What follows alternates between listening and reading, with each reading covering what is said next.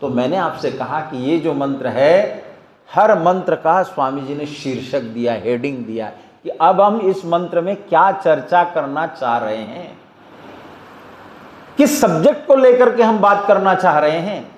इधर उधर नहीं होते थे स्वामी दयानंद। स्वामी दयानंद की व्याख्यान की खासियत ये हुआ करती थी कि वो बिल्कुल अपने विषय पर बहुत अच्छे से कंसंट्रेट करते। ऐसे ही थोड़ी था उनके भाषणों को समझ पढ़ करके सुन करके, ये देखो ये तस्वीर साहब, ये तो अपने जीवन में कहते थे मेरे जैसा नास्तिक व्यक्ति कोई नहीं और इतना पढ़ा लिखा व्यक्ति कोई नहीं। उस जमाने में एडवोकेट ये। और जब बरेली में इन्होंने भाषण सुने महर्षि दयानंद के, तो ये कहने लगे कि पहले दिन का भाषण ओम के बारे में था, दूसरे दिन के भाषण जीवात्मा के बारे में था, तीसरे दिन का भाषण स्वामी दयानंद का परमात्मा के बारे में था। मैंने अपने जीवन में ऐसे व्याख्यान, मुंशी राम स्वामी श्रद्धानंद कहते हैं, कभी किसी व्यक्ति से नहीं सुने। और जब स्वामी जी के व्याख्यान हुआ करते थे तो बड़े बड़े सारे संप्रदायों के, चाहे पादरी भक्त स्कॉट हो चाहे कोई और हो, सारे बैठ कर के pin drop silence Swami Dayanand के व्याख्यानों को सुनते थे। क्या खासियत थी उनके व्याख्यानों। वो जो भी बात कहते थे वो एविडेंस देते थे, प्रमाण देते थे। और प्रमाण इधर उधर के ग्रंथों का नहीं, वेदों के प्रमाण देते थे वो। तो स्वामी दयानंद से लोगों ने पूछा, आपने ईश्वर के बारे में बहुत लिखा, अब इस मंत्र का क्या शीर्षक देना है। तो स्वामी जी कहते हैं इसका शीर्षक है स ईश्वरः कीदृशः। वो ईश्वर, वो परमात्मा, वो सच्चिदानंद स्वरूप ईश्वर कैसा है। आजकल कंफ्यूजन सबसे ज्यादा यही है दुनिया के लोगों को, यहां मिलेगा वहां मिलेगा, कहां मिलेगा। तो इसकी व्याख्या करते हुए मैंने देखा, स्वामी जी के संस्कृत के भाष्य को मैंने पढ़ा तो लिखते हैं स ईश्वर परिअगात।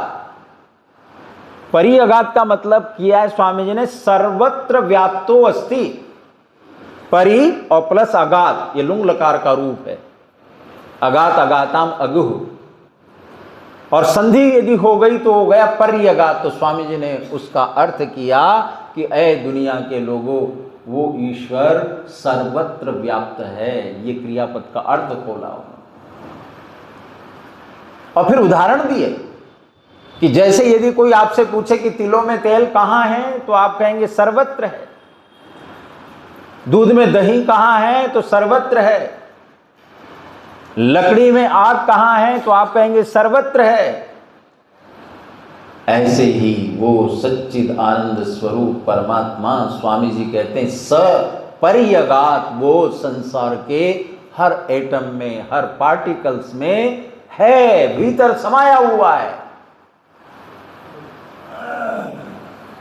और श्वेताश्वतर उपनिषद के प्रमाण दिए स्वामी जी ने कि जैसे तिलों के अंदर तेल, दूध के अंदर दही व्याप्त है, लकड़ियों के भीतर अग्नि छिपा हुआ है, एवं इस प्रकार से उस परमात्म तत्व को इस जीवन के अंदर हम उसका दर्शन कर सकते हैं। लेकिन क्या लिखा, सत्य नैनम तपसा योनुपश्यति। जो सत्य के मार्ग पर चल रहा, जैसे दयानंद तपसा, और अपने जीवन के अंदर सब प्रकार के काम, क्रोध, लोभ, मोह, मद, मात्सर्य, जितने भी हमारे जीवन के आंतरिक शत्रु है, उनको समूल दग्ध जिसने किया है, जैसे दयानंद थे।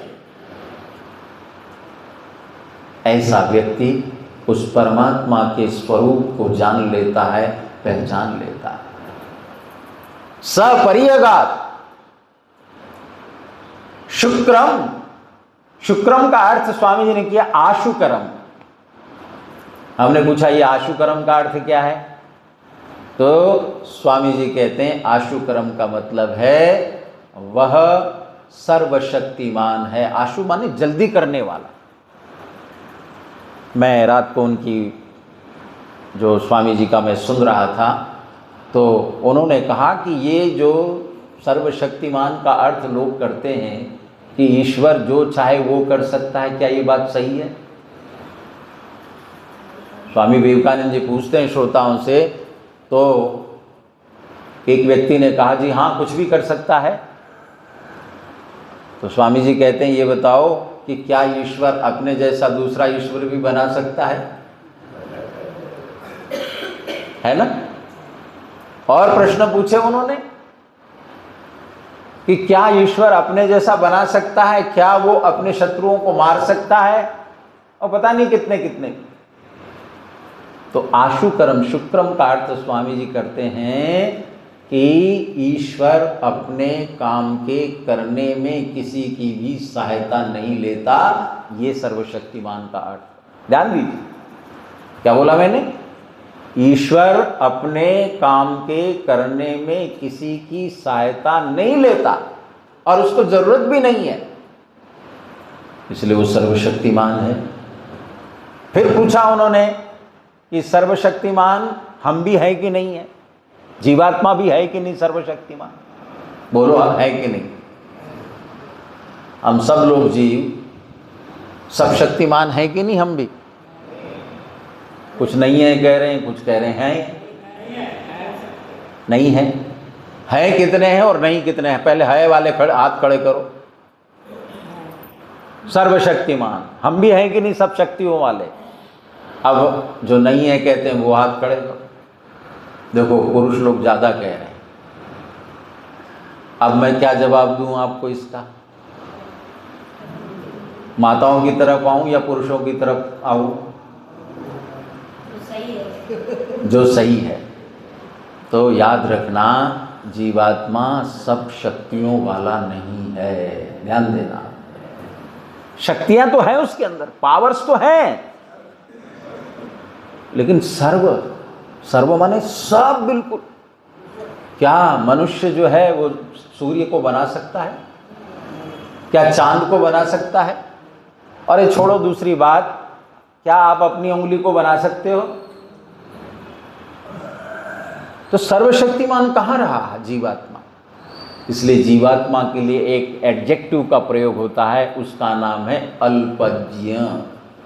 अल्पम जानाति, थोड़ा जानता है, अपने तक सीमित रहता है।